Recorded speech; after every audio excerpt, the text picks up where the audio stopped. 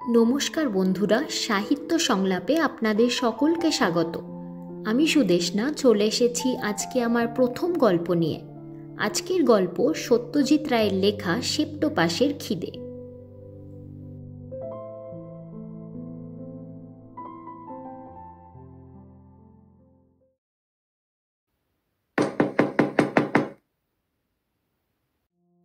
কড়া নাড়ার আওয়াজ পেয়ে আপনা থেকেই মুখ থেকে একটা বিরক্তিসূচক শব্দ বেরিয়ে পড়ল। বিকেল থেকে এই নিয়ে 4 বার হলো। মানুষে কাজ করে কি করে? কার্তিকটাও সেই যে বাজারে গেছে আর ফেরার নামটি নেই। লেখাটা বন্ধ করে নিজেকেই উঠে যেতে হলো। দরজা খুলে আমি তো অবাক। আরে, এ যে কান্তিবাবু! বললাম, কি আশ্চর্য, আসুন আসুন। চিনতে পেরেছ? প্রায় চেনা যায় না বললেই চলে। ভদ্রলোককে ভিতরের ঘরে এনে বসালাম। সত্যি 10 বছরে অবিশ্বাস্য পরিবর্তন হয়েছে কান্তিবাবুর চেহারায়। একেই 1950-তে আসামের জঙ্গলে ম্যাগনিফাইং গ্লাস হাতে লাফিয়ে লাফিয়ে বেড়াতে দেখেছি। 50-এর কাছাকাছি বয়স তখনই, কিন্তু একটি চুলও পাকেনি। আর ওই বয়সে উৎসাহ ও এনার্জির যা নমুনা দেখেছিলাম তা সচরাচর আমাদের তরুণদের মধ্যেও দেখা যায় না। তোমার অর্কিডের শখ এখনো আছে দেখছি। আমার ঘরের জানলায় একটা টবের মধ্যে কান্তিবাবুরই দেওয়া একটা অর্কিড ছিল। শখ এখনো আছে বললে অবশ্যই ভুল বলা হবে। কান্তিবাবুই গাছপালা সম্পর্কে একটা কৌতূহল আমার মধ্যে জাগিয়ে তুলেছিলেন। তারপর উনি দেশ ছাড়া হবার পর থেকে ক্রমে সেই শখটা আপনা থেকেই উবে গেছে, যেমন অন্য শখগুলোও গেছে। এখন লেখা নিয়েই থাকি। ইদানিং দিনকাল বদলেছে, বই লিখেও আজকাল রোজগার হয়। 3টি বইয়ের বিক্রির টাকাতেই তো প্রায় সংসার চলে যাচ্ছে। আমার অবশ্যই সংসার বলতে আমি, আমার বিধবা মা আর চাকর কার্তিক। চাকরি একটা আছে বটে, তবে আশা আছে বই থেকে তেমন তেমন রোজগার হলে চাকরি বাকরি ছেড়ে দিয়ে কেবল লিখব আর লেখার অবসরে দেশ ভ্রমণ করব। কান্তিবাবু বসে থাকতে থাকতে হঠাৎ শিউরে উঠলেন। বললাম, ঠান্ডা লাগছে, জানলাটা বন্ধ করে দেব? এবার কলকাতায় শীতটা। না না, ওরকম আজকাল মাঝে মাঝে হয়, বয়স হয়েছে তো, তাই নার্ভগুলো ঠিক। অনেক প্রশ্ন মাথায় আসছিল। কার্তিক ফিরেছে, ওকে চা করতে বললাম। কান্তি বললেন, বেশিক্ষণ বসবো না। তোমার উপন্যাস হাতে এসেছিল একখানা, তোমার প্রকাশকের কাছ থেকেই ঠিকানা সংগ্রহ করে এখানে এলুম। এসেছি একটা বিশেষ দরকারে। বলুন না, তবে তার আগে কবে দেশে ফিরলেন, কোথায় ছিলেন, কোথায় আছেন, এসবগুলো জানতে খুব ইচ্ছে করছে। ফিরেছি 2 বছর, ছিলুম আমেরিকায়, আছি বারাসাতে। বারাসাত? একটি বাড়ি কিনেছি। বাগান আছে? আছে। আর গ্রিন হাউস? কান্তিবাবুর আগের বাড়ির বাগানে একটি চমৎকার গ্রিন হাউস বা কাঁচের ঘর ছিল, যাতে তিনি তার দুষ্প্রাপ্য গাছগুলিকে তোয়াজে রাখতেন। কত রকম অদ্ভুত গাছ যে দেখেছি সেখানে তার ঠিক নেই। এই অর্কিডই তো প্রায় 60-65 রকমের। তার ফুলের বৈচিত্র্য উপভোগ করেই একটা পুরো দিন অনায়াসে কাটিয়ে দেওয়া যেত। কান্তিবাবু একটু ভেবে বললেন, হ্যাঁ, একটা গ্রিন হাউসও আছে। আপনার গাছপালার শখ তাহলে 10 বছরে কিছু কমেনি? না। কান্তিবাবু আমার ঘরের উত্তরের দেওয়ালের দিকে চেয়ে রয়েছেন। দেখে আমারও চোখ সেই দিকে গেল। মাথা সমেত একটি রয়্যাল বেঙ্গলের ছাল সেখানে ঝোলানো রয়েছে। বললাম, চিনতে পারছেন? এটা সেই বাঘটাই তো। হ্যাঁ, ওই দেখুন কানের পাশটায় বুলেটের ফুটোটাও রয়েছে। আশ্চর্য টিপ ছিল তোমার। এখনো চালাতে পারো ওরকম অব্যর্থ গুলি? জানি না, অনেকদিন পরীক্ষা করিনি। শিকার ছেড়েছি তা প্রায় 5-7 বছর। কেন? অনেক তো মারলাম, বয়স হয়েছে, তাই আর প্রাণী হত্যা। মাছ মাংস ছেড়েছ নাকি? নিরামিষ খাচ্ছ? না। তবে এ তো শুধু হত্যা। বাঘ মারলে কি কুমির মারলে কি মোষ মারলে, ছাল ছাড়িয়ে মাথা স্টাফ করে কি শিং মাউন্ট করে দেয়ালে টাঙিয়ে রাখলে। ঘরের শোভা বাড়ল, এসে কেউ আঁতকে উঠল, কেউ বাহবা দিল। তোমারও জোয়ান বয়সের অ্যাডভেঞ্চারের কথা মনে পড়ে গেল। আর মুরগি, ছাগল, ইলিশ, মাগুর যে নিজে চিবিয়ে খেয়ে ফেলছো হে, শুধু প্রাণী হত্যা নয়, প্রাণী হজম। হ্যাঁ, কি আর বলি, অস্বীকার করতে পারলাম না। কার্তিক চা দিয়ে গেল। কান্তিবাবু কিছুক্ষণ গম্ভীর থেকে হঠাৎ আবার শিউরে উঠে চায়ের পেয়ালাটা তুলে নিলেন। চুমুক দিয়ে বললেন, জীবে জীবে খাদ্য খাদক সম্পর্ক সে তো সৃষ্টির গোড়ার কথা হে। ওই যে টিকটিকিটা ওত পেতে রয়েছে, দেখেছ? দেখলাম কিং কোম্পানির ক্যালেন্ডারটা ঠিক উপরেই একটা টিকটিকি তার থেকে ইঞ্চিখানেক দূরে একটা উচ্চিংড়ির দিকে নিষ্পলক দৃষ্টিতে চেয়ে রয়েছে। তারপর দেখতে দেখতে গুটি গুটি করে অতীব সন্তর্পণে পোকাটার দিকে অগ্রসর হয়ে হঠাৎ তীরের মতন এক ছোবলে সেটাকে মুখে পুরে নিল। কান্তিবাবু বললেন, ব্যাস, চলল ডিনার। খালি খাওয়া আর খাওয়া, খাওয়াটাই সব। বাঘে মানুষ খাচ্ছে, মানুষ ছাগল খাচ্ছে, আর ছাগল কি না খাচ্ছে। ভাবতে গেলে কি বন্য, কি আদিম, কি হিংস্র মনে হয় বলো তো। অথচ এই হলো নিয়ম। এছাড়া গতি নেই, এ না হলে সৃষ্টি অচল হয়ে যাবে। নিরামিষ খাওয়াটা বোধহয় এর চেয়ে অনেক কে বললে তোমায়? শাকসবজি, তরিতরকারি এসবের কি প্রাণ নেই? তা তো আছেই। জগদীশ বোস আর আপনার দৌলতে সে কথা সব সময়ই মনে থাকে। তবে মানে ঠিক সেরকম প্রাণ তো নয়। গাছপালা আর জীবজন্তু কি এক?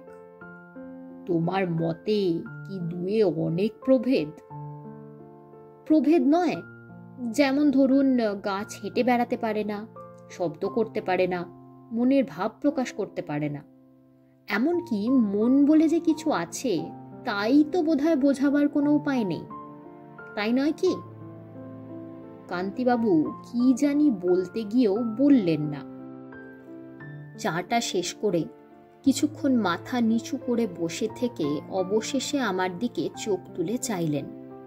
তার চোখের করুণ সংশয়াকুল দৃষ্টি দেখে আমার মনটা হঠাৎ কেমন যেন একটা অজানা আশঙ্কায় ভরে উঠল।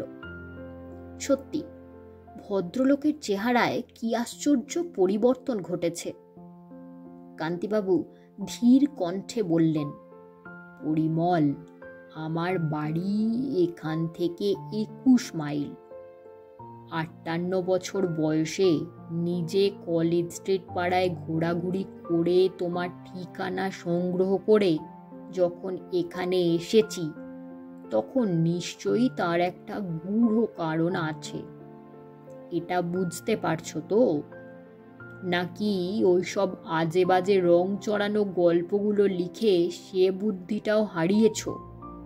ভাবছো লোকটা একটা টাইপ বটে, একটা গল্পে লাগাতে পারলে বেশ হয়। লজ্জায় আমার মাথা হেঁট হয়ে গেল। কান্তিবাবু ভুল বলেননি। তাকে একটা গল্পের চরিত্র হিসাবে ব্যবহার করার পরিকল্পনা মনের আনাচে কানাচে সত্যি ঘোরাফেরা করছিল। ভদ্রলোক বললেন, জীবনের সঙ্গে যোগ বিচ্ছিন্ন হলে যাই লেখো না কেন, সব ফাঁকা আর ফাঁকি হয়ে যাবে। আর এটাও মনে রেখো যে তুমি কল্পনায় যতই রং চড়াও না কেন, বাস্তবের চেয়ে কখনোই তা বেশি বিস্ময়কর হতে পারবে না। যাজ্ঞে, আমি তোমায় উপদেশ দিতে আসিনি, আমি এসেছি সত্যি বলতে কি তোমার সাহায্য ভিক্ষে করতে। কান্তিবাবু আবার বাঘটার দিকে চাইলেন। কি সাহায্যের কথা বলছেন ভদ্রলোক? তোমার বন্দুকটা আছে না বিদেয় করেছ? আমি একটু চমকে গিয়ে ভদ্রলোকের দিকে চাইলাম। বন্দুকের কথা জিজ্ঞেস করছেন কেন? বললাম, আছে, তবে মরচে ধরেছে বোধহয়, কিন্তু কেন? কাল ওটা নিয়ে আমার বাড়িতে একবার আসতে পারবে? আমি আবার ভদ্রলোকের দিকে চাইলাম। না, রসিকতার কোনো ইঙ্গিত নেই তার দৃষ্টিতে। অবশ্যই কেবল বন্দুক না, টোটাও লাগবে। কান্তিবাবুর এ অনুরোধে কি বলবো চট করে ভেবে পেলাম না। একবার মনে হলো কথা শুনে হয়তো বুঝতে পারছি না, কিন্তু আসলে হয়তো ভদ্রলোকের মাথা খারাপ হয়ে গেছে। খামখেয়ালি সে বিষয়ে তো কোনো সন্দেহ নেই, নইলে আর জীবন বিপন্ন করে উদ্ভট গাছপালার উদ্দেশ্যে কেউ বনে বাদারে ধাওয়া করে?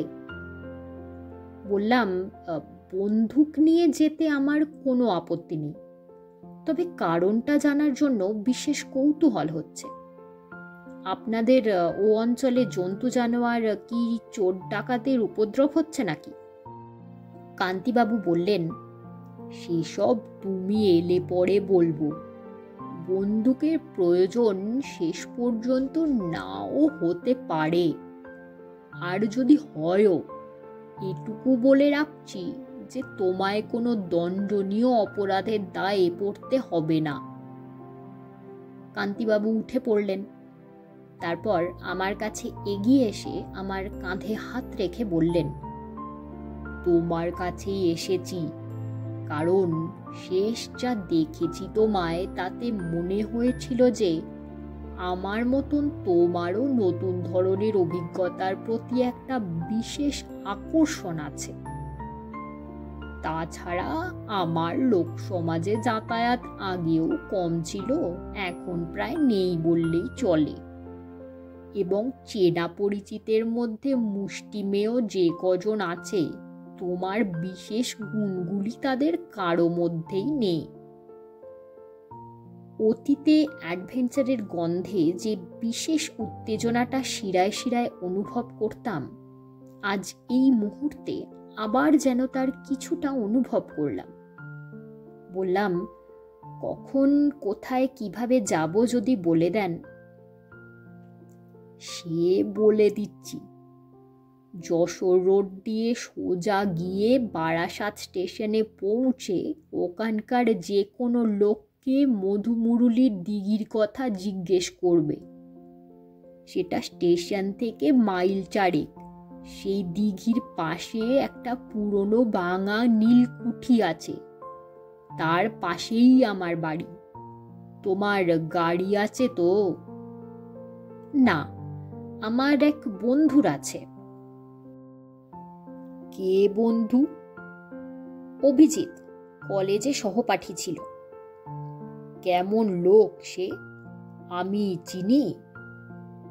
চেনেন না বোধহয়, তবে লোক ভালো।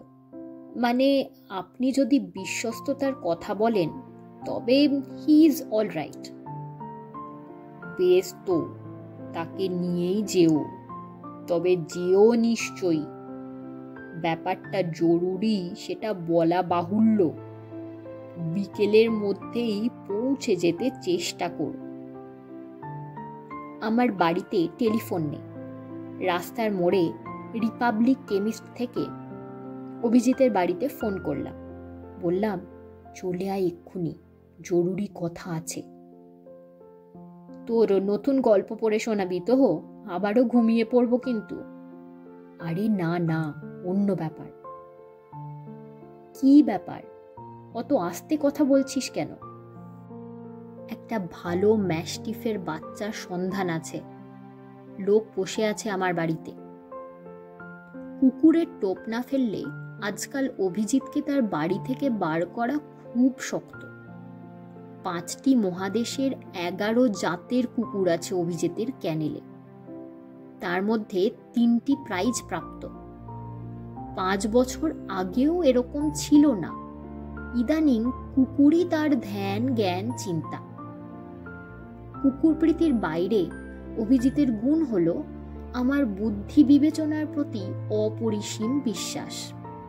আমার প্রথম উপন্যাসের পাণ্ডুলিপি প্রকাশকদের মনোপুত না হওয়ায় শেষটায় অভিজিতের অর্থানুকূল্যে ছাপা হলো।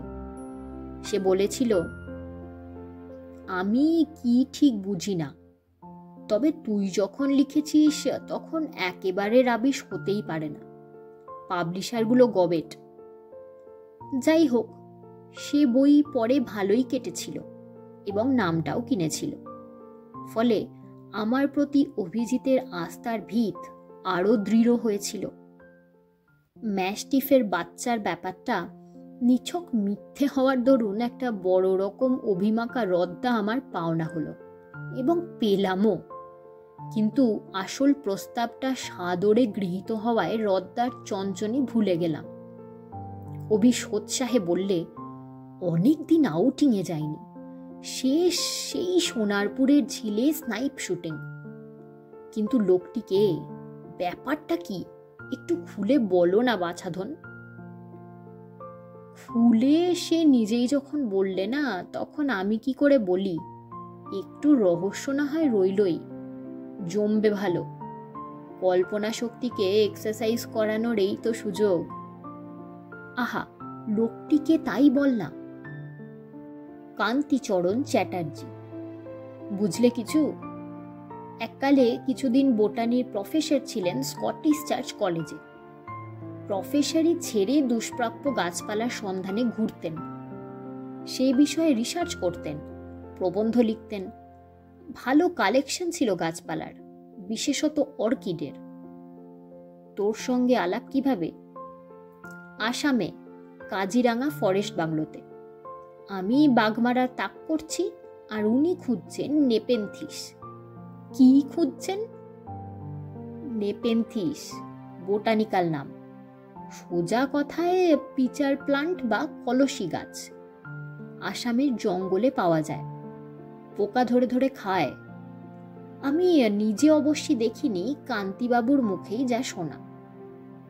কীটখোর, পোকা খায়, গাছ পোকা খায়। তোর বোটানি ছিল না বোধহয়? না, বইয়ে ছবি দেখেছি, অবিশ্বাস করার কিছু নেই। তারপর আর কি? ভদ্রলোক সে গাছ পেয়েছিলেন কিনা জানি না, কারণ শিকার শেষ করে আমি চলে আসি। উনি থেকে যান। আমার তো ভয় ছিল কোনো জন্তু জানোয়ার কি সাপখোপের হাতে ওর প্রাণ যাবে বলে। গাছের নেশায় দিকবিদিক জ্ঞান শূন্য হয়ে পড়তেন। কলকাতায় ফিরে এসে 2-1 বারের বেশি দেখা হয়নি, তবে ওর কথা মনে হতো প্রায়ই, কারণ সাময়িকভাবে অর্কিডের নেশা আমাকেও ধরেছিল। বলেছিলেন আমেরিকা থেকে কিছু ভালো অর্কিড আমায় এনে দেবেন। আমেরিকা? ভদ্রলোক আমেরিকা গেছেন নাকি? বিলিতি কোনো এক বোটানির জার্নালে উদ্ভিদ সম্বন্ধে একটা লেখা বেরোনোর পর ওর বেশ খ্যাতি হয় ও দেশে। কোনো এক উদ্ভিদ বিজ্ঞানীদের কনফারেন্সে ওকে নেমন্তন্ন করেছিল আমেরিকায়। সেও প্রায় 51-2-তে। তারপরেই দেখা। এতদিন কি করেছেন ওখানে জানি না, তবে কাল জানা যাবে বলে আশা করছি। লোকটার মাথায় ছিটটিট নেই তো? তোর চেয়ে বেশি নেই, এটুকু বলতে পারি। তোর কুকুর পোষা আর ওর গাছ পোষা।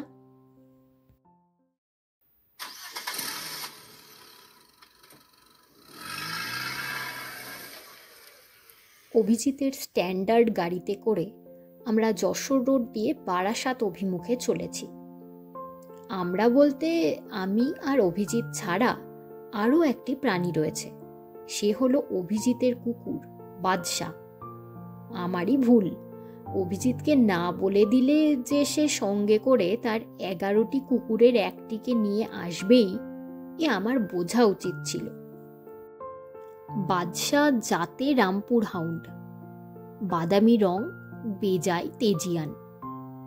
গাড়ির পুরো পিছন দিকটা একাই দখল করে জাঁকিয়ে বসে জানলা দিয়ে মুখটা বার করে দিগন্ত বিস্তৃত ধান ক্ষেতের দৃশ্য উপভোগ করছে এবং মাঝে মাঝে এক একটা গ্রাম্য নেড়ি কুকুরের সাক্ষাৎ পেয়ে মুখ দিয়ে একটা অবজ্ঞাসূচক মৃদু শব্দ করছে। বাদশাকে অভিজিতের সঙ্গে দেখে একটা আপত্তিকর ইঙ্গিত দেওয়ায় অভি বলল, তোর বরকন্দাজির ওপর আর ভরসা নেই, তাই ওকে আনলাম। এতদিন বন্দুক ধরিসনি, বিপদ যদি আসেই তবে শেষ পর্যন্ত হয়তো বাদশাই কাজ করবে বেশি। ওর ঘ্রাণ শক্তি অসাধারণ, আর সাহসের তো কথাই নেই। কান্তিবাবুর বাড়ি খুঁজে পেতে কোনো অসুবিধে হলো না। আমরা যখন পৌঁছালাম তখন প্রায় 2:30। গেটের ভিতর দিয়ে ঢুকে খানিকটা রাস্তা গিয়ে একতলা বাংলো ধাঁচের বাড়ি। বাড়ির পিছন দিকে কিছুটা জায়গা ছেড়ে একটা প্রকাণ্ড পুরনো শিরীষ গাছ এবং তার পাশেই বেশ বড় একটা কারখানা গোছের টিনের ছাদওয়ালা ঘর। বাড়ির মুখোমুখি রাস্তার উল্টো দিকে বাগান এবং বাগানের পরে একটা লম্বা টিনের ছাউনি দেওয়া জায়গায় চকচক করছে এক সারি কাঁচের বাক্স। কান্তিবাবু আমাদের অভ্যর্থনা করে বাদশাকে দেখে ঈষৎ কুঞ্চিত করলেন। বললেন, এ কি শিক্ষিত কুকুর? অভি বলল, আমার খুব বাধ্য, তবে কাছাকাছি অন্য শিক্ষিত কুকুর থাকলে কি করবে বলা যায় না। আপনার এখানে কোনো কুকুর টুকুর? না, কুকুর নেই, তবে ওটাকে আপাতত বসবার ঘরের ওই জানলাটার গোড়াটায় বেঁধে রাখুন। অভিজিৎ আমার দিকে আর চোখে চেয়ে চোখ টিপে বাধ্য ছেলের মতন কুকুরটাকে জানলার সঙ্গে বেঁধে দিল।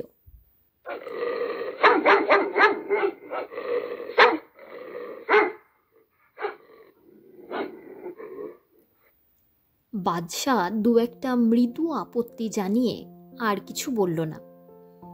আমরা সামনের বারান্দায় বেতের চেয়ারে বসার পর কান্তিবাবু বললেন, আমার চাকর প্রয়াগের ডান হাত জখম, তাই আমি নিজেই সকাল সকাল তোমাদের জন্য ফ্লাস্কে চা করে রেখেছি, যখন দরকার হয় বলো। এই শান্ত নিরিবিলি জায়গায় কি বিপদ লুকিয়ে থাকতে পারে সেটা আমার মাথায় আসছিল না। দু একটা পাখির ডাক ছাড়া আর তো কোনো শব্দই নেই। বন্দুকটা হাতে নিয়ে কেমন বোকা বোকা লাগছিল নিজেকে, তাই সেটা দেয়ালে ঠেস দিয়ে রেখে দিলাম। অভি ছটফটে মানুষ, নিহাতি শহুরে। গ্রামাঞ্চলের প্রাকৃতিক শোভা, অশ্বত্থ পাতার হাওয়ার ঝিরিঝিরি শব্দ, নাম না জানা পাখির ডাক, এসব তার মোটেই ধাতে সয় না। সে কিছুক্ষণ এদিক ওদিক চেয়ে উসখুস করে বলে উঠল, পরিমলের কাছে শুনছিলাম আপনি নাকি আসামের জঙ্গলে এক বিদঘুটে গাছ সংগ্রহ করতে গিয়ে প্রায় বাঘের খপ্পরে পড়েছিলেন।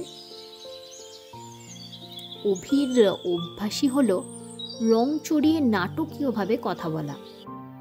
ভয় হলো কান্তিবাবু বুঝি ফস করে রেগে ওঠেন।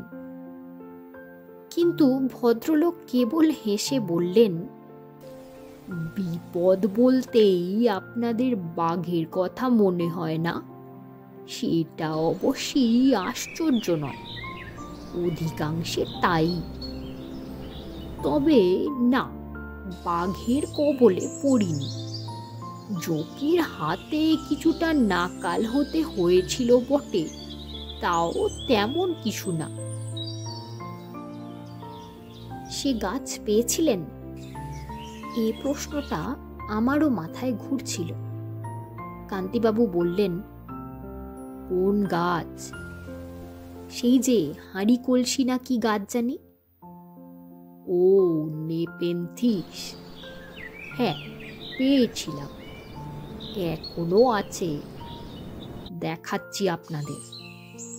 এখন আর অন্য কোনো গাছে তেমন ইন্টারেস্ট নেই, কেবল কার্নিভোরাস প্ল্যান্টস।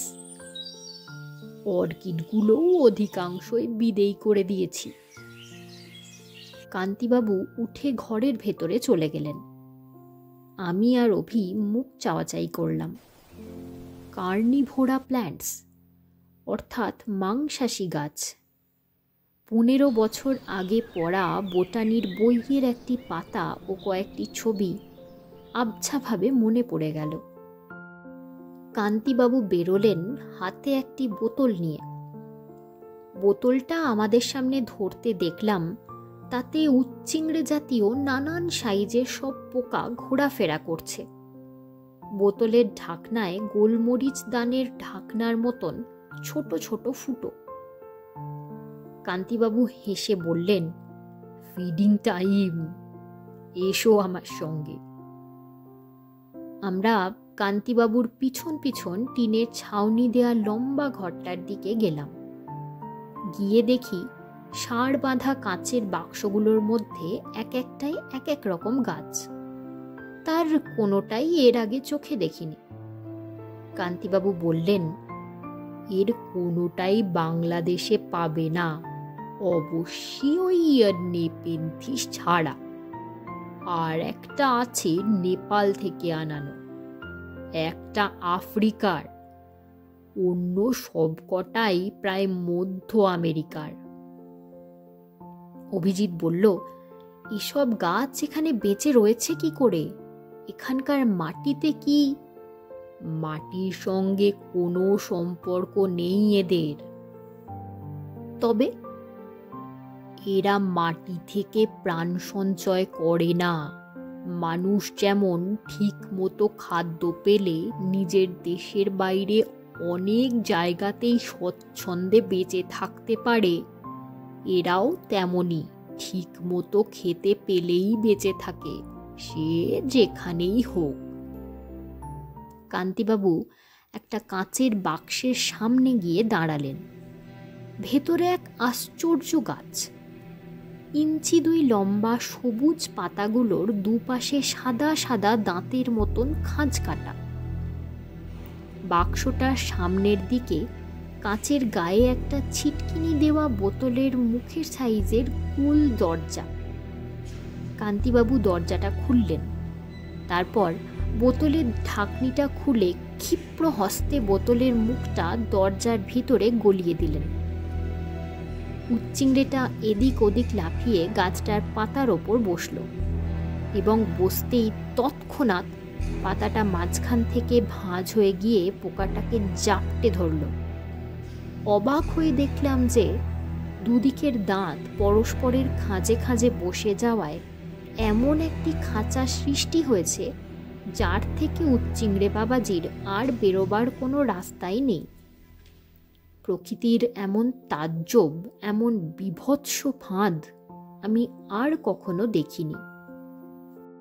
অভি ধরা গলায় জিজ্ঞেস করল, পোকাটা ওই পাতাটাতেই বসবে তার কোনো গ্যারেন্টি আছে কি? কান্তিবাবু বললেন, আছে বই কি। গাছগুলো থেকে এমন একটা গন্ধ বেরোয় যেটা পোকা অ্যাট্রাক্ট করে। এটা হলো ভেনাস ফ্লাই ট্র্যাপি, মধ্য আমেরিকা থেকে আনা। বোটানির বইয়েতে এর কথা পাবে। আমি অবাক বিস্ময়ে উচ্চিংড়ের দশা দেখছিলাম। প্রথমে কিছুক্ষণ ছটফট করেছিল, এখন দেখলাম একেবারে নির্জীব। আর দেখলাম যে পাতার চাপ ক্রমশ বাড়ছে। টিকটিকির চেয়ে এ গাছ কম হিংস্র কিসে? অভি কাষ্ঠ হাসি হেসে বলল, এহে, এমন গাছ একটা বাড়িতে থাকলে তো পোকামাকড়ের উৎপাত থেকে অনেকটা রেহাই পাওয়া যেত। আরশোলার জন্য আর ডিডিটি পাউডার ছড়াতে হতো না। কান্তিবাবু বললেন, এই গাছ আরশোলা হজম করতে পারবে না, তাছাড়া এর পাতার আয়তনও ছোট। আরশোলার জন্য অন্য গাছ, এই যে এদিকে। পাশের বাক্সের সামনে গিয়ে দেখি লিলির মতন বড় বড় লম্বা পাতাওয়ালা একটা গাছ। প্রত্যেকটা পাতার ডগা থেকে একটি করে ঢাকনা সমেত থলির মতন জিনিস ঝুলছে। এটার ছবি মনে ছিল, তাই আর চিনিয়ে দিতে হলো না। কান্তিবাবু বললেন, এই হলো নেপেনথিস বা পিচার প্ল্যান্ট। এর খাই অনেক বেশি। প্রথম যখন গাছটি পাই তখন ওই থলির মধ্যে একটা ছোট্ট পাখিকে ছিবড়ে অবস্থায় পেয়েছিলাম। বাপরে বাপ! গভীর তাচ্ছিল্যের ভাব ক্রমশই অন্তর্হিত হচ্ছিল। এখন ওটা কি খায়? আরশোলা, প্রজাপতি, শুঁয়োপোকা, এইসব আর কি। মাঝে আমার কলে একটা ইঁদুর ধরা পড়েছিল, সেটাও খাইয়ে দেখেছিলাম, আপত্তি করেনি। তবে কুড়ুপাকের ফলে এসব গাছ অনেক সময় মরে যায়। অত্যন্ত লোভী তো, কোন অবধি ভোজন সইবে সেটা নিজেরাই আন্দাজ করতে পারে না। ক্রমবর্ধমান বিস্ময়ে এ বাক্স থেকে ও বাক্স ঘুরে গাছগুলো দেখতে লাগলাম। বাটারওয়ার্ট, সানডিউ, ব্ল্যান্ডারওয়ার্ট, অ্যাডজিয়া, এগুলোর ছবি আগে দেখেছি, তাই মোটামুটি চিনতেও পারলাম। কিন্তু অন্যগুলো একেবারে নতুন, একেবারে তাজ্জব, একেবারে অবিশ্বাস্য। প্রায় 20 রকমের মাংসাশী গাছ কান্তিবাবু সংগ্রহ করেছেন। তার কোনোটা পৃথিবীর অন্য কোনো কালেকশনেই নাকি নেই। এর মধ্যে সবচেয়ে সুন্দর গাছ যেটি, সানডিউ। তার ছোট্ট পাতাগুলোর চারপাশে সরু লম্বা লম্বা রোঁয়ার ডগায় জলবিন্দু চকচক করছে। কান্তিবাবু একটি সুতোর ডগায় এলাচের দানার সাইজের এক টুকরো মাংস ঝুলিয়ে সুতোটিকে আস্তে আস্তে পাতাটির কাছে নিয়ে যেতে খালি চোখেই দেখতে পেলাম রোঁয়াগুলো সব একসঙ্গে লুব্ধ ভঙ্গিতে মাংসখণ্ডটার দিকে উঁচিয়ে উঠল। হাতটা সরিয়ে নিয়ে কান্তিবাবু বললেন, মাংসটা পেলে পাতাটা ফ্লাই ট্র্যাপের মতোই ওটাকে জাপটে ধরে নিত, তারপর পুষ্টিকর যা কিছু শুষে নিয়ে অকেজো ছিবড়েটাকে ফেলে দিত। তোমার আমার খাওয়ার সঙ্গে কোনো তফাৎ নেই, কি বলো? আমরা শেড থেকে বেরিয়ে বাগানে এলাম। শিরীষ গাছের ছায়াটা লম্বা হয়ে বাগানের ওপর পড়েছে। ঘড়িতে দেখলাম 4টে বাজে। কান্তিবাবু বললেন, এর অধিকাংশ গাছের কথাই তোমার বোটানির বইয়ে পাবে, তবে যেটি আমার সবচেয়ে আশ্চর্য সংগ্রহ সেটির কথা আমি না লিখলে কোনো বইয়ে থাকবে না। সেটির জন্যই আজ তোমাদের এখানে আসতে বলা। চলো পরিমল, চলুন অভিজিৎ বাবু। কান্তিবাবুর পিছন পিছন এবার আমরা বড় কারখানা ঘরটার দিকে এগোলাম। টিনের দরজাটা তালা দিয়ে বন্ধ, দুদিকে দুটো জানলা রয়েছে। তারই একটা হাত দিয়ে ঠেলে খুলে নিজে উঁকি মেরে আমাদের বললেন, দেখো। অভি আর আমি জানলায় মুখ লাগালাম। ঘরের পশ্চিম দিকের দেয়ালের উপর দিকের দুটো কাঁচের জানলা, যা স্কাইলাইট দিয়ে রোদ আসায় ভিতরটা কিছু আলো হয়েছে। ঘরের মধ্যে যে জিনিসটা রয়েছে হঠাৎ দেখলে সেটিকে গাছ বলে মনে হওয়ার কথা নয়, বরং একাধিক সুর বিশিষ্ট কোনো আজব জানোয়ার বলে মনে হতে পারে। ভালো করে লক্ষ্য করলে দেখা যায় যে গুড়ি একটা আছে, সেটা 5-6 হাত উঠে একটা মাথায় শেষ হয়েছে, এবং সেই মাথার হাতখানেক নিচে মাথাটাকে গোল করে ঘিরে কতকগুলো সুরের উৎপত্তি হয়েছে। গুনে দেখি 7টা সুর। গাছের গা পাংশুটে মসৃণ এবং সর্বাঙ্গে ব্রাউন চাকা চাকা দাগ। সুরগুলো আপাতত মাটিতে নুয়ে পড়ে আছে, কেমন যেন নির্জীব ভাব, কিন্তু তাও গাটা ছমছম করে উঠল। অন্ধকারে চোখটা অভ্যস্ত হলে আরও একটা জিনিস লক্ষ্য করলাম। ঘরের মেঝেতে গাছের চারিদিকে পাখির পালক ছড়িয়ে আছে। কতক্ষণ চুপ করেছিলাম জানি না। কান্তিবাবুর গলার স্বরে আবার যেন সংগীত ফিরে পেলাম।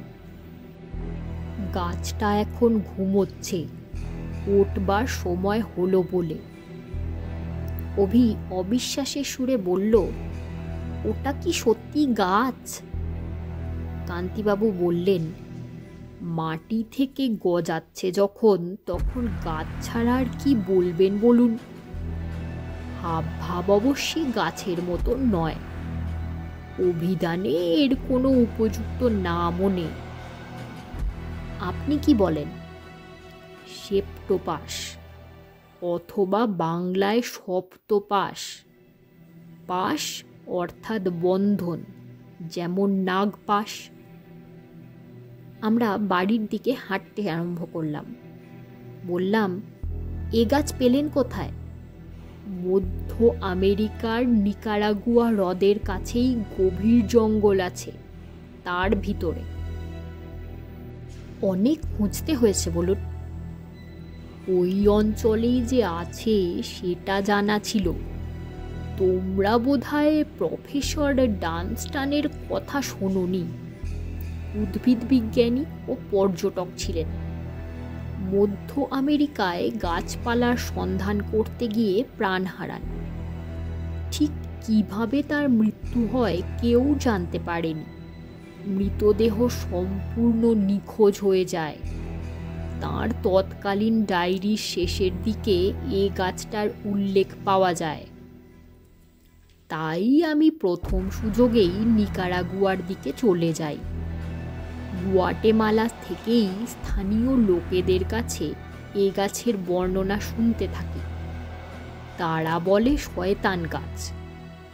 শেষটাই অবশ্যই এমন গাছ একাধিক চোখে পড়ে। বাঁদর, আর্মাডিলো, অনেক কিছু খেতে দেখেছি এ গাছকে। অনেক খোঁজার পর একটা অল্প বয়স্ক ছোটোখাটো চারা গাছ পেয়ে সেটাকে তুলে আনি। 2 বছরে গাছের কি সাইজ হয়েছে দেখতেই পাচ্ছ। এখন কি খায় গাছটা? যা দিই তাই খায়। কলে ইঁদুর ধরে খেতে দিয়েছি। তারপর প্রয়াগকে বলে দিয়েছিলাম বেড়াল কুকুর চাপা পড়লে ধরে আনতে, তাও দিয়েছি। তারপর তুমি আমি যা খাই তাও দিয়েছি, অর্থাৎ মুরগি, ছাগল। ইদানিং খিদেটা খুব বেড়েছে, খাবার জুগিয়ে উঠতে পারছি না। বিকেলের দিকে ঘুম ভাঙার পর ভয়ানক ছটফট করে। কাল তো একটা কাণ্ডই হয়ে গেল। প্রয়াগ গিয়েছিল একটা মুরগি দিতে। হাতিকে যেভাবে খাওয়ায় সেভাবেই খাওয়াতে হয়। প্রথমে গাছটার মাথায় একটা ঢাকনা খুলে যায়। অবশ্য সুর দিয়ে খাবারটা হাত থেকে নিয়ে মাথার গর্তের মধ্যে পুরে দেয়। একটা যে কোনো খাবার পেটে পড়লে কিছুক্ষণের জন্য নিশ্চিন্ত থাকা যায়। তারপর আবার সুরগুলো দোলাতে আরম্ভ করলে বোঝা যায় যে আরও খেতে চাইছে। এতদিন 2টো মুরগি অথবা একটা কচি পাঁঠায় একদিনের খাওয়া হয়ে যেত। কাল থেকে তার ব্যতিক্রম হচ্ছে। কাল দ্বিতীয় মুরগিটা দিয়ে প্রয়াগ দরজা বন্ধ করে চলে এসেছিল। অস্থির অবস্থায় সুরগুলো আছড়ালে একটা শব্দ হয়। দ্বিতীয় মুরগির পরেও হঠাৎ সেই আওয়াজটা পেয়ে প্রয়াগ গিয়েছিল অনুসন্ধান করতে। আমি তখন ঘরে বসে ডায়েরি লিখছি। হঠাৎ একটা চিৎকার শুনে দৌড়ে গিয়ে দেখি সেপ্টোপাসের একটি সুর প্রয়াগের ডান হাতটা আঁকড়ে ধরেছে। প্রয়াগ প্রাণপণে সেটা টেনে ছাড়াবার চেষ্টা করছে, কিন্তু সেই সঙ্গে সেপ্টোপাসের আর একটি সুর লক লক করে প্রয়াগের দিকে এগোচ্ছে। আমি দৌড়ে গিয়ে আমার লাঠি দিয়ে সুরটায় এক প্রচণ্ড আঘাত করে দুহাত দিয়ে প্রয়াগকে টেনে কোনো মতে তাকে উদ্ধার করি। তবে চিন্তার কারণ হচ্ছে এই যে প্রয়াগের হাতের খানিকটা মাংস সেপ্টোপাস খাবলে নিয়েছিল এবং সেটাই সে পেটের মধ্যে পুড়েছে। এ আমার নিজের চোখে দেখা। আমরা হাঁটতে হাঁটতে বারান্দায় পৌঁছে গিয়েছিলাম। কান্তিবাবু একটা চেয়ারে বসে পড়লেন। তারপর পকেট থেকে রুমাল বার করে কপালের ঘাম মুছতে মুছতে বললেন, সেপ্টোপাসের যে মানুষের প্রতি লোভ বা আক্রোশ থাকতে পারে তার কোনো ইঙ্গিত এতদিন পাইনি। কাল যখন পেলাম তারপরে এটাকে মেরে ফেলা ছাড়া আর কোনো উপায় দেখছি না। কাল একবার খাবারে বিষ মিশিয়ে মেরে ফেলার চেষ্টা করেছিলাম, কিন্তু কি আশ্চর্য বুদ্ধি গাছটার, সে খাবার ও সুরে নিয়েই ফেলে দিল। একমাত্র উপায় হলো গুলি করে মারা। পরিমল, তোমায় কেন ডেকেছি সেটা বুঝতে পারছো তো? আমি একটু চুপ করে থেকে বললাম, গুলি করলেও মরবে কিনা সেটা আপনি জানেন? কান্তিবাবু বললেন, মরবে কিনা জানি না, তবে আমার বিশ্বাস ব্রেন বলে ওর একটা জিনিস আছে। ওর চিন্তা শক্তি যে আছে তার তো প্রমাণই পেয়েছি, কারণ আমি তো কতবার ওর কত কাছে গেছি। ও তো আমাকে কোনো দিন আক্রমণ করেনি। আমাকে চেনে, যেমন কুকুর তার মনিবকে চেনে। প্রয়াগের উপর আক্রোশের কারণ হচ্ছে যে প্রয়াগ কয়েকবার ওর সঙ্গে ঠাট্টা তামাশা করার চেষ্টা করেছে, খাবারের লোভ দেখিয়ে দেয়নি, কিংবা সুরের ডগার কাছে নিয়ে গিয়ে আবার পিছিয়ে এসেছে। মস্তিষ্ক ওর আছেই, এবং আমার বিশ্বাস সেটা যেখানে থাকার কথা সেখানেই আছে, অর্থাৎ ওর মাথায়। যেখানে ঘিরে সুরগুলো বেরিয়েছে সেখানেই তোমায় তাক করে গুলি করে ওর মাথাতেই মারতে হবে। অভি ফস করে বলল, সে আর এমন কি, সে তো 1 মিনিটের মধ্যেই পরীক্ষা করে দেখা যায়। পরিমল, তোর বন্দুকটা। কান্তিবাবু হাত তুলে অভিকে থামিয়ে দিলেন। বললেন, শিকার যদি ঘুমিয়ে থাকে তখন কি তাকে মারা চলে? পরিমলের হান্টিং কোড কি বলে? আমি বললাম, ঘুমন্ত শিকারকে গুলি করা একেবারেই নীতিবিরুদ্ধ, বিশেষত শিকার যেখানে চলাফেরা করে বেড়াতে পারে না সেখানে তো এ প্রশ্ন উঠতেই পারে না। কান্তিবাবু ফ্লাস্কে এনে চা পরিবেশন করলেন। চা পান শেষ হতে না হতে মিনিট 15 মধ্যেই সেপ্টোপাসের ঘুম ভাঙল। বাদশা পাশের ঘরে কিছুক্ষণ থেকেই উসখুস করছিল। হঠাৎ একটা খচমচ আর গোঙানির শব্দ পেয়ে অভি আর আমি উঠে গিয়ে দেখি বাদশা দাঁত দিয়ে প্রাণপণে তার বকলসটাকে ছিঁড়বার চেষ্টা করছে। অভি ধমক দিয়ে বাদশাকে নিরস্ত করতে গেছে। এমন সময় কারখানা ঘর থেকে একটা সপাত শব্দ আর তার সঙ্গে একটা উগ্র গন্ধ পেলাম। গন্ধটা এমন যার তুলনা দেওয়া মুশকিল। ছোটবেলায় টনসিল অপারেশনের সময় ক্লোরোফর্ম শুকতে হয়েছিল, তার সঙ্গে হয়তো কিছুটা মিল আছে। কান্তিবাবু হন্তদন্ত হয়ে ঘরে ঢুকে বললেন, চলো, সময় হয়েছে। আমি বললাম, গন্ধটা কিসের? সেপ্টোপাসের। এই গন্ধ ছড়িয়েই ওরা শিকার। কান্তিবাবুর কথা শেষ হলো না।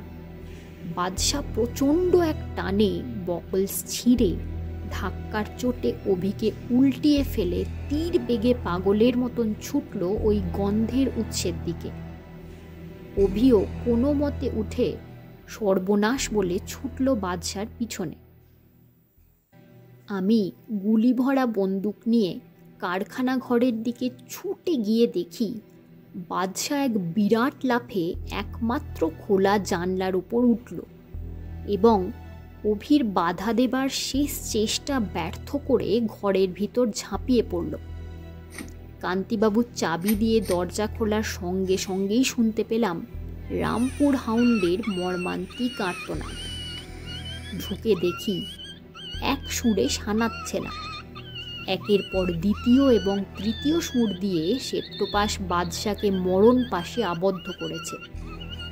কান্তিবাবু চিৎকার করে বলে উঠলেন, তোমরা আর এগিও না, পরিমল, চালাও গুলি।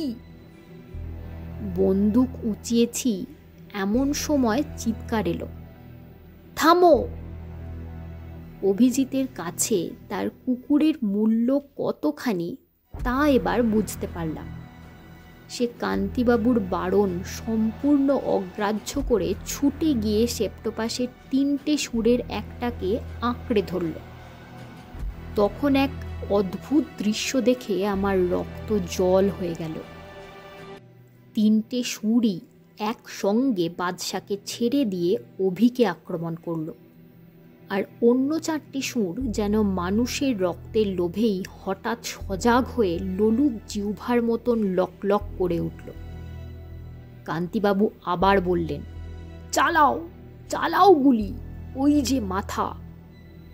সেপ্টোপাসের মাথায় দেখলাম একটা ঢাকনি আস্তে আস্তে খুলে যাচ্ছে। ঢাকনির নিচে গহ্বর, আর অভি সমেত সুরগুলি শূন্যে উঠে সেই গহ্বরের দিকে চলেছে। অভির মুখ রক্তহীন ফ্যাকাশে, তার চোখ যেন ঠিকরে বেরিয়ে আসছে।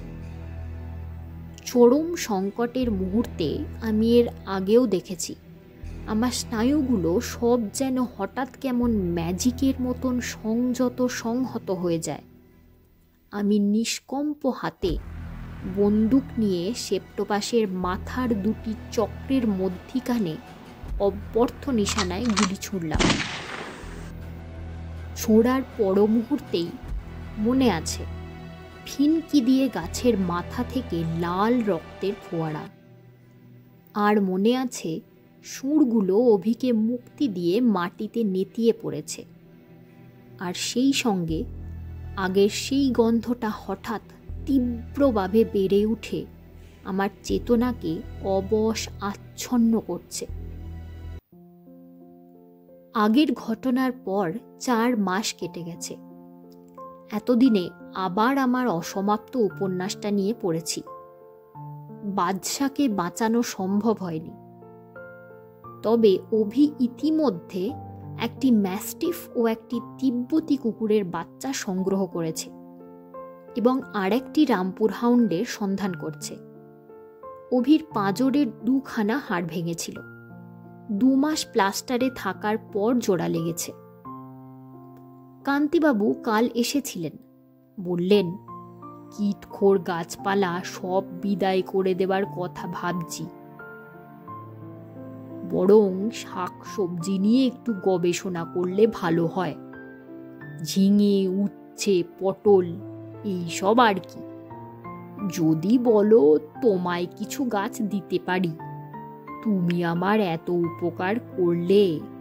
এই ধরো একটা নেপেনথিস, তোমার ঘরের পোকাগুলোকে অন্তত। আমি বাধা দিয়ে বললাম, না না, ওসব আপনি ফেলে দিতে চান তো ফেলে দিন, পোকা ধরার জন্য আমার গাছের দরকার নেই। কিং কোম্পানির ক্যালেন্ডারের পিছন দিক থেকে শব্দ এলো, ঠিক ঠিক ঠিক। এতক্ষণ শুনলেন সত্যজিৎ রায়ের লেখা সেপ্টোপাসের খিদে। আজ এ পর্যন্তই। পরের সপ্তাহে আবার চলে আসব আর একটি নতুন গল্প নিয়ে। আশা করি আমার গল্প পাঠ আপনাদের ভালো লাগছে। আরও এরকম নতুন নতুন গল্প শুনতে প্লিজ আমার চ্যানেলটিকে লাইক, শেয়ার ও সাবস্ক্রাইব করুন, আর পাশের বেল আইকনটিতে ক্লিক করে দিন, যাতে প্রতি সপ্তাহে নতুন গল্প আসার সাথে সাথেই তার নোটিফিকেশনটি পৌঁছে যায় আপনার কাছে।